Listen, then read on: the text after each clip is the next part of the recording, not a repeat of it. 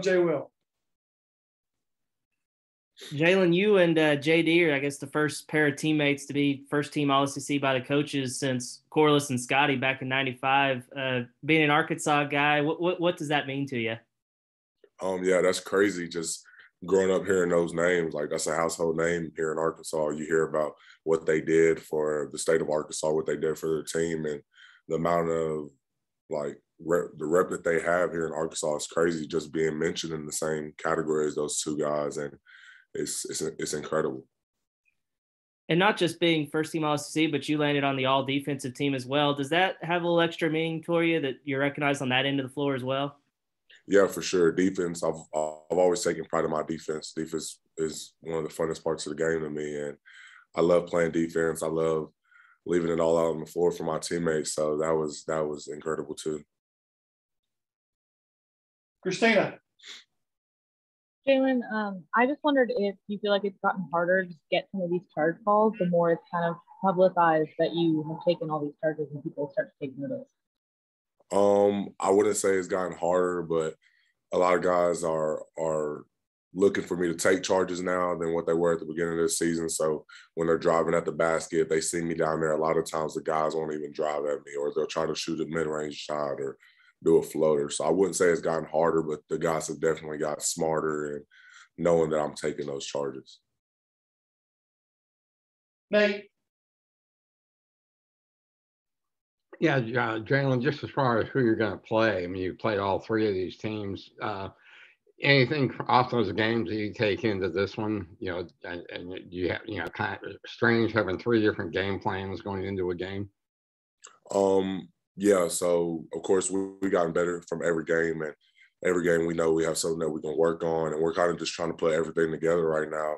No matter who our opponent is, we want to come into this game with a great mindset, great energy, great defense. We want to play better as a defensive team and on the offensive side of the ball. So we've been working on little things from every team, and I'm just ready to play. We're ready to see who we play against.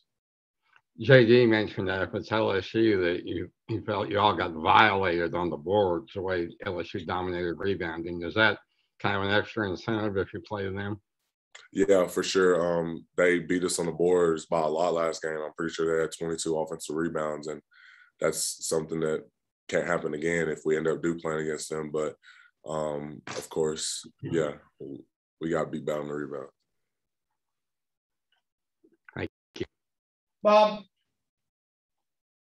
Hey, Jaylin, congrats. I think everybody knew, obviously the way you finished last year, you were a good player, but you weren't on any preseason teams. You hadn't played a whole lot. I mean, how satisfying is it to you that as a sophomore, you're all SEC, media and coaches both?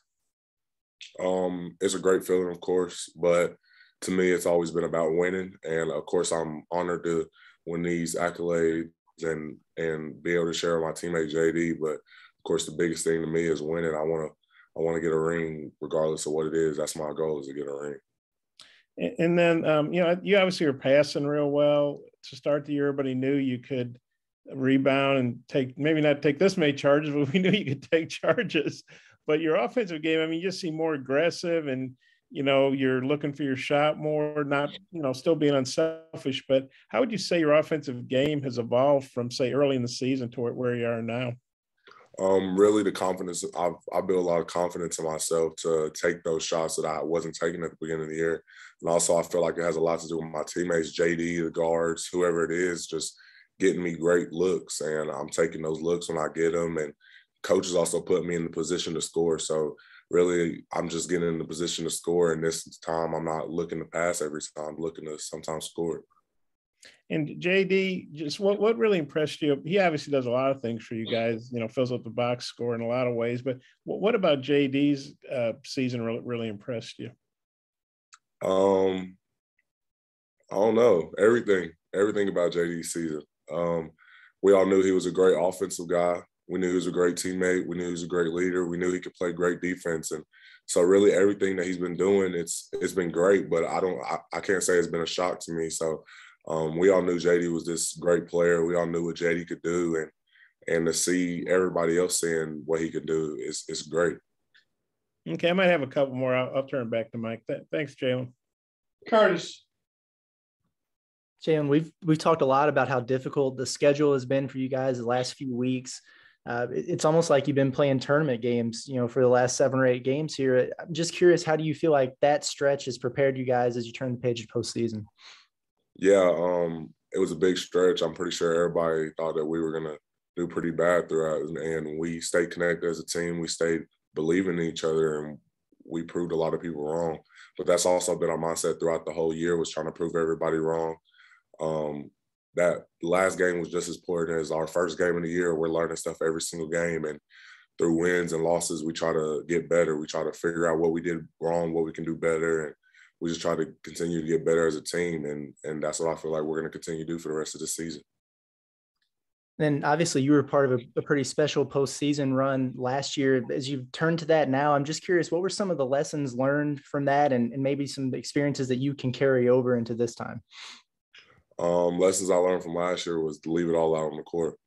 Never know when your last game is with a teammate, so might as well go out having fun, go out with a win, and try to do as best as you can while you're on the court. So, of course, I want to win this year. I want to do better than what we did last year. So I'm pretty sure everybody down there in that locker room is thinking the same thing. Thank you. Scotty. Yeah, Jaylin, just from a full team perspective, what are you proudest of that this team got done, or what did you find most enjoyable about maybe playing with this group and leading this group? The proudest thing I would say is how we still believed in each other once we felt like everybody else didn't. When we were down, or we were 0-3 at the beginning of the conference, nobody in here was shook. We all believed in each other. We all believed that we could turn this thing around. We still went into every game believing that we were the best team on the court, and just to see the guys in the locker room, lacing up my shoes with those guys in the locker room, putting on the jersey, just seeing them ready to go reward me every single game, it's a great feeling. It's like they're my brothers. Like, we go out there every game, we're ready to go leave it all out on the court, play defense, offense, whatever it is, and just us being able to turn around our season and continue to show our fight. That's the most incredible thing about it. And I know you're super team first, just really care about winning first and foremost, but what about you individually? Is there anything that you're, maybe happier about than maybe some of the other things you did?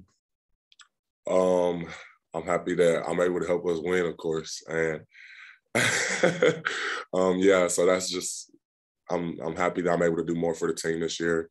Of course, I'm playing my role, and I'm happy that I'm able to do what my teammates need for us to win. The last thing, stick with me here, this might be a little out of left field, but Bob asked JD a few minutes ago some of the ways that you guys, keep things fun throughout the grind of a season. And I think after the Kentucky game, JD said that you guys have been kind of picking at him about not getting a dunk in a game before he finally got one. I'm curious if there's like any other, running jokes that you guys kind of have among each other, maybe PG-13, that you could share.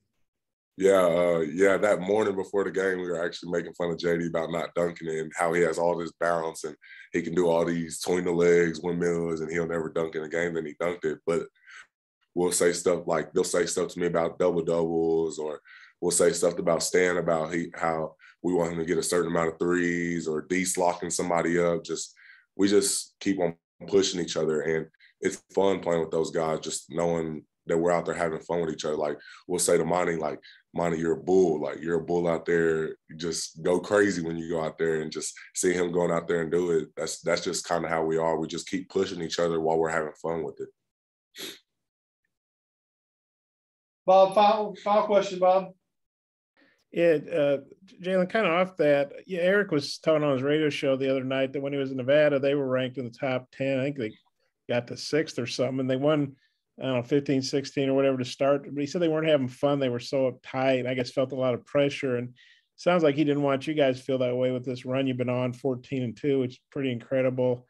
Do you get a sense that he's, not that he had intense and that you guys don't work hard, but I think, having fun in film sessions and like you were just talking about, do you feel like Eric's done a good job of keeping you guys loose and keeping it fun while obviously putting in the work, Yeah, for sure. I think Coach does a good job of that, joking around with us in practice. He might throw in a joke randomly, or during the film, he might say something that's funny and have the whole team laugh, or even during our pregame meals. And actually, when we were on our little bad streak, I went to one of our coaches on staff, and I was like, hey, like, I think that we should bring back Coach Muss doing the funny things before the game just to take pressure off of us. Like, the locker room isn't so serious before the game, man.